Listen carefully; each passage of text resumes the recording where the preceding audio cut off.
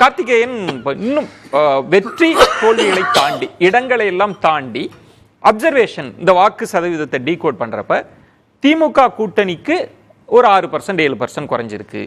அதிமுக வாக்கு வங்கியிலும் ஒரு சரிவு இருக்கு.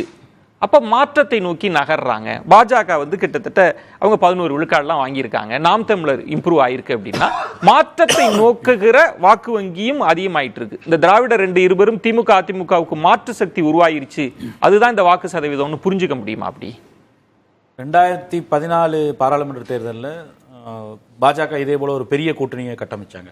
இப்போ இருக்கக்கூடிய ஏறக்குறை இதே கூட்டணி தான். அதில் மறுமலர்ச்சி திராவிட முன்னேற்ற கழகம், அதுவும் விஜயகாந்த் அப்போ இருந்தப்போ, அப்போ செல்வாக்காக இருந்த விஜயகாந்த், பவர்ஃபுல்லா இருந்த விஜயகாந்த் அவர்களையும் சேர்த்து அவர்கள் பெற்றது இதே 18% தான். இப்போ கடைசியா வந்திருக்க தரவின்படி பாஜக கூட்டணியாக பெற்றிருக்கிறது 18%. அப்போ மோடி குஜராத்தை விட அதிகமான முறை தமிழ்நாட்டுக்கு வந்தது, எண்மண் எண் மக்கள்னு அண்ணாமலை நடந்ததெல்லாம் 10 வருஷத்துல ஒரு மாற்றமே வரலையா? எனக்கு அந்த சந்தேகம் இருக்கு. அதனால 11% பாஜக நாங்க வாங்கியிருக்கோம் அப்படின்னு சொல்றாங்க. அந்த 11% அந்த கிளைமை எனக்கு தெரிஞ்சு நாம் தமிழர் கட்சியை தவிர வேற யாருமே இது எல்லாமே என்னோடதுன்னு சொல்லி கிளைம் பண்ணுவதுன்றது அக்யூரேட்டா இருக்காது. ஏன்னா அவர்கள் மட்டும்தான் எந்த கூட்டணியும் இல்லாம எல்லா இடத்துலயும் தனியா நிக்கிறாங்க. அந்த 11%ல பாமக ஓட்டு இல்லையா? இவர்கள் வாக்கு வாங்கின இடத்துல கோவையை விட்டுருங்க, அங்க பெரிய அளவுக்கு கூட்டணி கட்சி இல்லை. ஆனா மித்த இடங்கள்ல இவர் பாமகவோட ஓட்டு இல்லையா, இல்ல மித்த கட்சிகள் வாசனோட ஓட்டு இல்ல? ஆனா 2வது இடத்துக்கு வந்திருக்கிறோம். பல இடங்கள்ல நீங்க நோட்டான்னு சொன்னீங்க, நோட்டாவுக்கு கீழன்னு சொன்னீங்க, நாங்க 2வது இடத்துக்கு வந்திருக்கிறோம் அப்படின்றது எப்படி இல்ல? அவர்கள் ஒரு சிறு வளர்ச்சி கண்டிருக்கு பாஜக, அதுல மாற்று கருத்து இல்ல. முன்பை போல 3% இல்ல. இப்போ நிச்சயமாக அந்த எண்ணிக்கைன்றது நான் முன்பே தேர்தலுக்கு முன்பே நம்ம இங்க பேசும்போது சொல்லியிருக்கேன், ஏறக்குறை 8-10% 10% வரைக்கும் வரலாம், வாய்ப்புகள் இருக்குன்னு. அதை அந்த நம்பருக்கு பக்கம் தான் வந்திருக்காங்களே ஒழிய பெரிய நீங்க அந்த நம்பர்ல கூட 11% பாமக ஓட்டு இருக்கு, மித்த கூட்டணி கட்சி ஓட்டு இருக்கு. அதனால தான் சொல்ற திமுகன்னு நீங்க நாம் தமிழரை தவிர்த்து வேற யாருமே இது முழுக்க என்னோட 100% என்னோட ஓட்டுன்னு கிளைம் பண்ண முடியாது.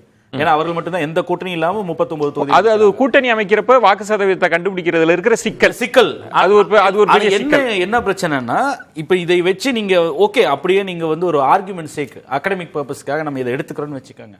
இந்த பெர்சன்டேஜ் எடுத்துட்டீங்கன்னா அப்கோர்ஸ் அதிமுகவுக்கு ஒரு டிக்ளைன், அந்த டெபாசிட் இழந்தது, இவ்வளவு பலவீனமானது அப்படின்னு சொல்லி அவர் சொன்னார். அந்த வாக்குகள் டிரான்ஸ்ஃபர் ஆகுதா பாஜகவுக்கும் நாம் தமிழருக்கு? கண்டிப்பா போயிருக்கு, இல்லைன்னு மறுக்க முடியாது. நான் இப்போ ஒரே கேள்வி கேட்கிறேன். சொன்னார் இல்லையா, அதிமுகவினுடைய விசுவாசமான தொண்டர்கள் இரட்டலைக்கே வாக்கு செலுத்தி பழக்கி போனவர்கள் வேற பூத்துக்குள்ள போயிட்டு ரெட்டலையை தவிர வேற யாருக்கும் போட மாட்டாங்க, அதனால வரலன்னு சொல்லி சொன்னாரான்னு கரெக்டாக தான் சொன்னார். நான் என்னோட ஒரே கேள்வி, அப்போ யாரெல்லாம் போய் டிடிவி தினகரனுக்கும் ராமநாதபுரத்தில் ஓபிஎஸ் ஓட்டு போட்டாங்க, அங்க வாங்கின ஓட்டெல்லாம் அதிமுக இல்லாம பாஜக மட்டும் வந்த ஓட்டா? அது அந்த கேள்வி இருக்கு இல்லையா? அப்ப முழுக்க பாஜகவுக்கு வந்த ஓட்டு, டிடிவி தினகரனுக்கு இல்ல குக்கருக்கு வந்த ஓட்டு, ரெட்டலைக்கு வந்த ஓட்டு, பலாப்பழத்துக்கு மட்டும் வந்த ஓட்டு, எந்த அதிமுக தொண்டரும் போய் அவங்களுக்கு ஓட்டே போடல அப்படின்னு வச்சுக்கலாமா? அவங்களுக்கும் ஒரு அதிமுக ஓட்டுன்னு ஒண்ணு போகுது, அந்த பிரச்சனை அங்கதான் இருக்கு. அங்கதான் ப்ராப்ளமே அங்கதான் இருக்கு. அது தாயா பிள்ளையா இருந்தவங்க என்னைக்கு வேணாலும் ஒண்ணு சேர்ந்துக்குவாங்க. உங்களுக்கு அந்த பிரச்சனை வரும்போது அந்த காம்ப்ரமைஸ் அந்த ஒரு ரிலாக்சேஷன் ஒரு கன்செஷன் கொடுக்கறதும் இல்லன்றப்ப அதிமுக தொண்டர்கள் ரெட்டலை தவிர எதற்கு ஓட்டு போட மாட்டாங்கன்னு சொல்றது, அது அந்த இன்டர்பிரேஷன் என்னால ஏத்துக்கொள்ள முடியாது. நீங்க அப்படி எல்லாம் ஒரு ரெட்டலையோட ஒரு அசோசியேட்லாம் இல்ல, தேவைப்பட்டா மாத்தி போடுவாங்கன்றீங்க. நிச்சயமா சொல்றேன். நீங்க அது நிறுத்தக்கூடிய வேட்பாளர் அதுல கார்த்திகேயன், நீங்க ஓபிஎஸ் அவர்களையோ அல்லது டிடிவி தினகரன் அவர்களுக்கோ அதிமுகவினர் வாக்களிக்கிறாங்க அப்படின்னா அதை பாஜகவை ஸ்ட்ரென்தன் பண்ணிட்டாங்கன்னு புரிஞ்சுக்க முடியுமா? நாளைக்கே அது ரிவர்ஸ் ஆக வாய்ப்பு இருக்குல்ல? நிச்சயமா தான். இப்போ ஓபிஎஸ் அவர்களும் டிடிவி தினகரனும் பாஜகவுடைய வளர்ச்சிக்கு கான்ட்ரிபியூட் பண்றாங்க தானே, எப்படி இல்லைன்னு மறுக்க முடியும்? எந்த சிம்பிள்ல நின்னா என்ன? யாருக்கு ஓட்டு கேட்டு போறீங்க?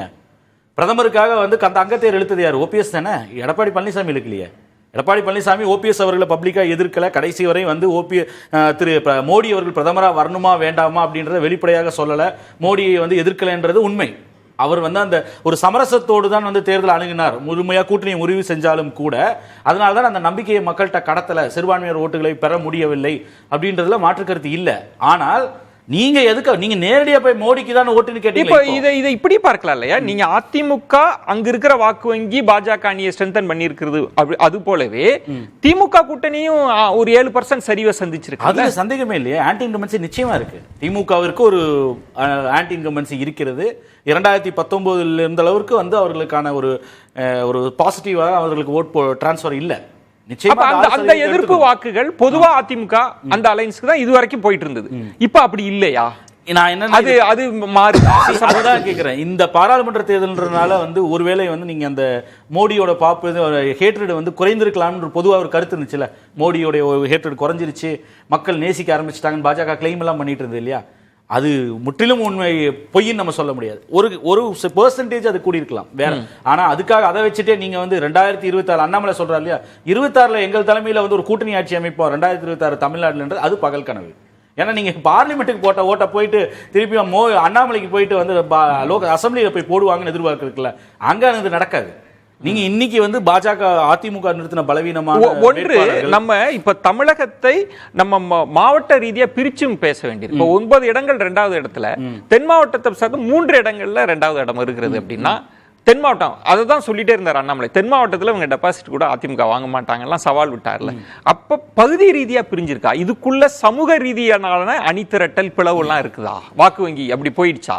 இல்ல, அங்க இருக்கக்கூடிய அதிமுக ஏற்பட்ட பிளவு இருக்கு இல்லையா, அதனுடைய ஒரு தாக்கம், அந்த கட்சி பிளவுனால ஏற்பட்ட தாக்கம். நீங்க வால் செட்டன் கடைசியில் எங்க வந்து நிக்குதுன்னா, அதிமுக ஒன்றிணைந்த அதிமுகவா இருந்தால்தான் திமுக வலுவா எதிர்க்க முடியும். ஓகே, அது ஒண்ணு. ரெண்டாவது, இங்க அந்த பிளவுனால வந்து என்னன்னா அங்கங்க சிதறக்கூடிய ஓட்டு, அதனால அந்த தொண்டர்கள் மத்தியிலயோ இல்ல அந்த கீழ்மட்டத்தில் இருக்கக்கூடிய நிர்வாகிகள் மத்தியில் இருக்கக்கூடிய சுணக்கத்தால அந்த களவழி பணியை சிறப்பாக செயல்படாதது.